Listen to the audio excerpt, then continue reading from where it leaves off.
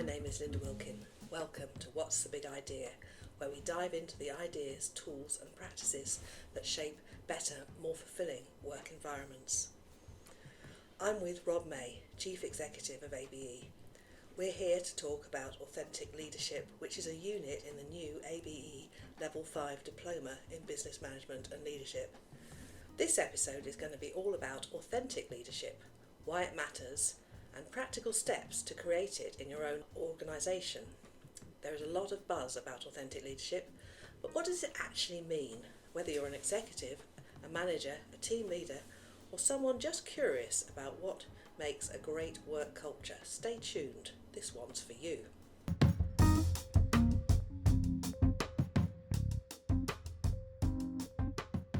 So Rob, can you tell us what's the big idea about authentic leadership? Hi Linda. Well, first of all, I want to clear the elephant in the room, the question of whether authenticity can really be taught. Because authenticity is always going to be subjective, it will come down to your own personal value system.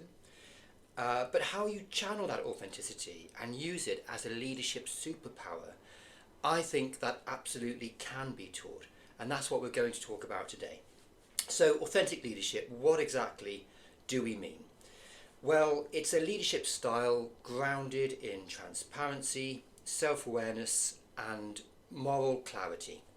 And it's proving to be a game changer, offering a powerful remedy to the widespread mistrust and disengagement that afflicts many modern organisations. And what sets authentic leaders apart isn't just their results, it's how they achieve them and why. They lead with purpose, build trust through openness, and inspire by being genuine, not just authoritative. And I can see how this shift is reshaping the leadership landscape. Interesting. I love the idea of a leadership superpower. So, authentic leadership really starts with defining the values you want to lead by. I can see on an emotional level, a human-centred approach is preferable for both the individual and their team. But are there any business benefits? Oh, absolutely. Trust in business leadership is at an all-time low. Scandals, corporate irresponsibility and short-termism have left many employees, consumers and investors feeling disillusioned. I guess the biggest high-profile example here in the UK recently is the Post Office Horizon scandal. Trust in CEOs remains stubbornly low across many sectors. Research shows that a lot of people today believe that most business leaders are driven by selfish motives rather than the common good. In today's fast-paced, disruptive world, the old-school top-down leadership models rooted in hierarchy and control are falling flat, which is why I think to truly thrive commercially in this climate of uncertainty, leaders must pivot to a more human-centred approach. A human-centred approach to leadership is quite a shift if you're used to a more traditional autocratic approach. How does one start to think about developing as an authentic leader? Okay, I'm going to suggest 3 pillars of authentic leadership. Self-awareness and values alignment, which is one, actually, technically one, I'll explain why in a minute. Secondly, purpose-driven leadership. And thirdly, radical transparency and openness. So, it seems to me that the starting point is self-awareness. Yeah, self-awareness. So authentic leadership starts with one fundamental principle, being true to who you are in real life. Now that sounds easy, but if I asked you, can you easily name 3 core values that you live by? How easy is that to do? In the whirlwind of modern life, it takes serious effort to pause and reflect on what's important to you. But in my experience, authentic leaders know themselves inside out. They align their actions with their values, leading from a place of clarity and confidence. Authentic leaders know that you must go to work on yourself before you go to work on a business. When you've defined your own values, what's important to you, you can lead with purpose, not ego or insecurity. And that means bringing consistency and authenticity to every decision. It doesn't mean you'll get every decision right, but at least you're operating from a place of credibility. Credibility is critical for a leader, and without this, their team is unlikely to be united and goals are unlikely to be achieved. But once you have defined and communicated your values, how important do you think it is to establish yourself as a purpose-driven leader? I think it's very important, perhaps most important.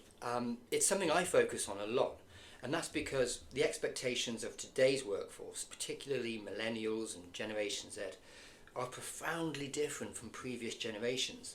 Younger employees prioritise meaning and purpose in their work. They are far more likely to ask, what does my company stand for, and does my organisation's mission align with my own personal values? So I did some research for this podcast. I have it here in front of me, and according to the 2024 Deloitte Global Millennial Survey, 86% of Gen Zs and 89% of millennials say having a sense of purpose is important to their overall job satisfaction and well-being, and by extension, their productivity. These generations are increasingly willing to reject assignments or employers which don't align with their values, and over 50% of millennials have chosen not to take a job or have left an organisation because it conflicted with their ethical principles. These are powerful statistics, and certainly something that any organisation which wants to attract bright, enthusiastic people needs to consider. So what can the authentic leader do to support this need for clear organisational ethics? Authentic leadership meets this demand for purpose-driven work by creating a culture of meaning and alignment. Leaders who are clear about their own values and purpose can more effectively inspire others, fostering a sense of shared mission across the organisation. These leaders understand that aligning corporate strategy with personal and societal values isn't just good ethics, it's good business. And I'm thinking of something which the ABE chairman, Keith Ramsey, once remarked to me. He said, doing what is morally right is never commercially wrong. And he's right. Companies whose leaders follow this doctrine are better positioned to attract and retain top talent. That's a great motto for anyone who wants to develop as an authentic leader. Is there anything that inspired you on your leadership journey? Well, one of my favourite business books is called Principles for Life and Work by Ray Dalio. I even bought my team copies of this book because his philosophy offers a blueprint for authentic leadership, even if he doesn't label it that way. In fact, did you get a copy of that book, Linda? I did, yes. Yeah, that's good. Very interesting. I have to think of something else this Christmas then for you. And Dalio's cornerstone idea is radical transparency. For a team to truly thrive, leaders must create a culture of open, honest dialogue where employees are empowered to challenge ideas and offer candid feedback. Instead of masking weaknesses, leaders should embrace their vulnerability to build stronger relationships. This kind of openness drives better decision making, but it doesn't stop there. Leaders must commit to constant self-reflection, seeking feedback and adapting. It can be hard for people to provide honest feedback to someone more senior in their organisation. So part of being an authentic leader is about creating that culture where people feel able to share their opinions. As a leader, it can also be hard to receive negative feedback, particularly as we all have insecurities. And this is part of that self-awareness and development journey we talked of earlier. How do you deal with feedback? Well, I make mistakes every day, and that's just part of growth. What's unacceptable is not learning from those mistakes. Authentic leadership means fostering a culture that moves beyond these concepts of blame and credit, and instead sees work as an iterative and integrated learning process. When mistakes are seen as opportunities for improvement and for clarity, it builds a foundation of trust, which is essential for high-functioning teams and corporate cohesion. In fact, last week I was on a webinar with Gary Ridge. He's best known as the former CEO of the WD-40 company. You know, the oil in a can, blue and yellow can with a red top, a staple household product worldwide. And Gary's leadership philosophy is deeply inspired by Ken Blanchard's teachings on servant leadership, which I'm sure listeners have heard of, which emphasises creating a culture of trust, respect and continuous learning. And actually, I never realised until that webinar that WD-40 have experimentation built into their brand name. WD-40 was invented in 1953 by the Rocket Chemical Company in San Diego, California, and their goal was to create a water displacement formula to prevent corrosion in the aerospace industry, specifically for the Atlas missile. And after 39 attempts, they finally succeeded, and they named it WD-40, short for Water Displacement 40th Formula. So in this case, that authentic focus on experimentation and learning is part of their company's tradition, part of the corporate culture. But as a leader, you have to pull that stuff out because it gets buried, it gets lost in sales plans and budgets and manufacturing, logistics. You have to keep that clear and central and present as a tangible part of the workplace culture. I never knew that about WD-40. It's a great example of the power of continual learning and being undeterred if something doesn't work the first time you tried it. Are there any other influential figures you can recommend who personify this style of leadership? I guess you can start with Bill George, a senior fellow at Harvard Business School. His framework for authentic leadership included the idea of balanced processing. What does balanced processing mean in practice? It means considering multiple perspectives before making decisions, seeking out diverse opinions, and being comfortable with constructive challenge. In today's hyper-competitive environment, agility is key to survival. Businesses must be able to pivot quickly in response to market changes, customer needs, and technological advances. Yet agility doesn't thrive in top-down, rigidly controlled environments. It flourishes in organisations where employees feel empowered to take risks and experiment.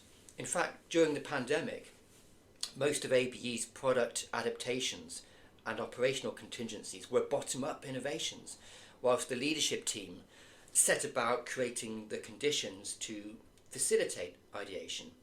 And this is called creating a culture of psychological safety, an environment where employees feel comfortable voicing new ideas, challenging the status quo, sharing constructive feedback, not just during a business crisis. And this is essential for innovation and long-term adaptability.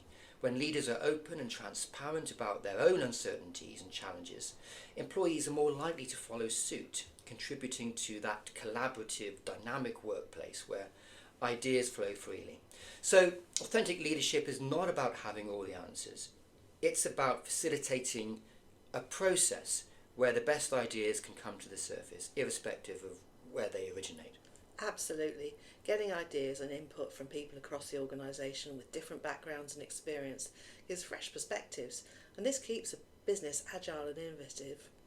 Can you tell us more about your own personal story?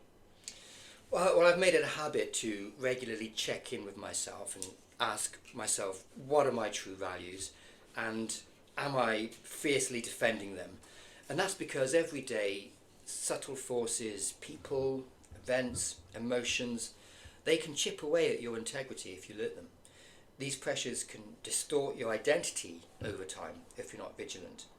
And my personal journey began by working with a life coach to reflect on and reset my values and think about why I'm here. And this is completely transferable to the corporate setting. As individuals, we know what we do it every day, we know how to do it, these are our daily routines. And many companies also understand what they do, and some excel at how to do it effectively. But I'm consistently struck by how many people and how many companies lack a clear sense of why they do what they do. And I found that too often purpose is reduced to a slick mission statement, which is disconnected from the company's daily culture and routines. And this is especially true for organisations navigating layers of technology or regulation, or for those which are coasting along doing just fine. It's easy to ignite passion when a business is starting up, or if it's fighting for survival. But what about during times of stability?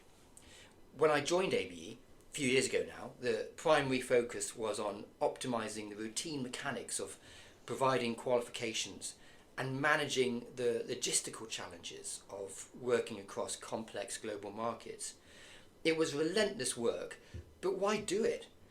So we dug deep as a company and uncovered our true passion, which is providing inclusive access to economic opportunity globally. And this realisation shifted the dial on everything, including how we thought about our products and our audiences, and even how we described ourselves as a business. So authentic leadership isn't just about operational acumen.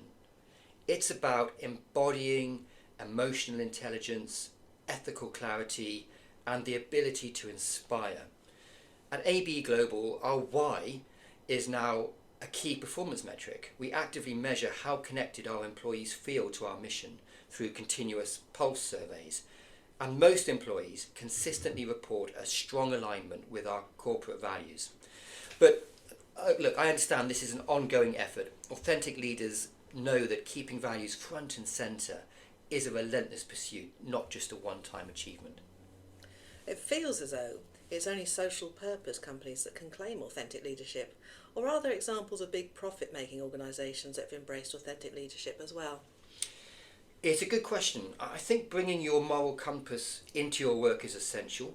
Authentic leaders tend to avoid companies and job offers that will clash with their ethical beliefs, even if those decisions aren't the most profitable for them in the short term. But this doesn't mean that certain sectors or industries are off limits. By embracing that principle of starting with why, authentic leaders can usually transform any company that appears to churn out fairly ordinary products into one that resonates with a deeper purpose.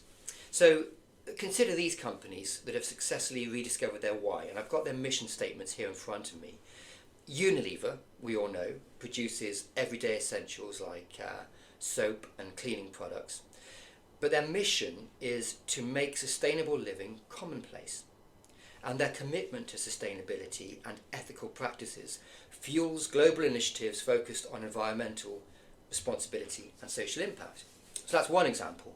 Patagonia, we know, manufacture outdoor clothing and gear.